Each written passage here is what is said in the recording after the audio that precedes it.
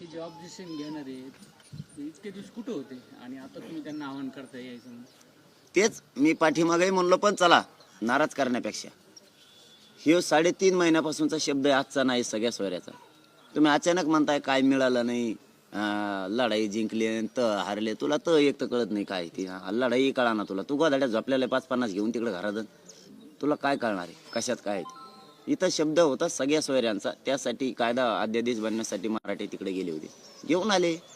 अरे वेशेवर देऊन दे, नाही तर अंतरवालीत देऊ दे, पाहिजे तेच दिलं ना. एखाद्या आयरनात देऊन नाही तर बंद खोलीत देऊन दे, जिथं ते दिलं काय, पैसे तर नाही ना. हा एक खरं आहे की ते म्हणतायत काय नाही मिळालं. काही जण बाकीचे अभ्यासक म्हणणं मांडणारे ना राज्यातले बाकीचे अभ्यासक आता या तारखेपर्यंत हरकती घेतल्यात त्यांनी. बाकीचे मराठा आरक्षणावरचे अभ्यासक सगळे मत मांडणार आहेत, पण काही जण फक्त टोकरायची सवय आहे.